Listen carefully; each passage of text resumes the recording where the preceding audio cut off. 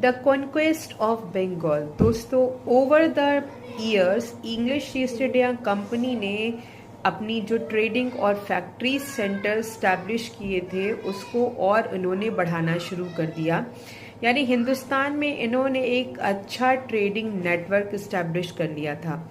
उसके साथ ही साथ इनके पास वो बंगाल प्रोविजन था जिसको जो कि उस वक्त इनके लिए खजाने की चाबी थी। ये बंगाल प्रोविजन के अंदर बिहार, बंगाल और उड़ीसा आते थे। ये रीजन कोस्टल एरियाज है जिससे कि फॉरेन ट्रेड भी होता है और साथ ही साथ यहाँ की जो सॉयल है वो सुटेबल है फॉर द कॉटन ग्रोथ के लिए। तो बंगाल को ऑक्यूपाई करने के बाद ब्रिटिश के हाथ में एक सोने की खजाने का चाबी लग गई और उसके साथ ही साथ उससे इंस्पायर होकर के अनदर यूरोपियन कंट्रीज ने भी होड़ में इस प्रोविंसेस को हथियाना शुरू कर दिया।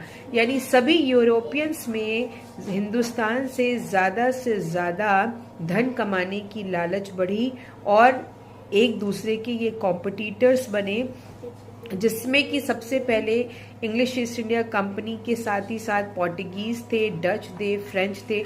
इन सभी ने अपनी अपने ट्रेडिंग सेंटर्स हिंदुस्तान में डाले। अब देखिए, nawab of the Bengal and the East India Company का क्या रिलेशन था कि 1717 में कंपनी ने एक फरमान रिसीव किया।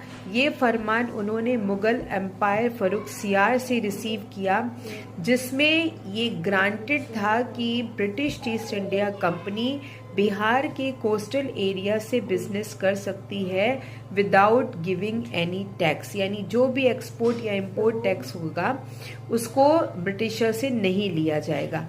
अब कंपनी को जब ये राइट मिला तो उन्होंने एक और फरमान जो है वो इंट्रोड्यूस किया जिसे कि दस्तक कहा जाता था। यानी मतलब कि फ्री मूवमेंट ऑफ गुड्स, यानी अपने सामान का कहीं पे भी इनको जो है मार्केट में पहुंचाना विदाउट एनी पेइंग टैक्सेस।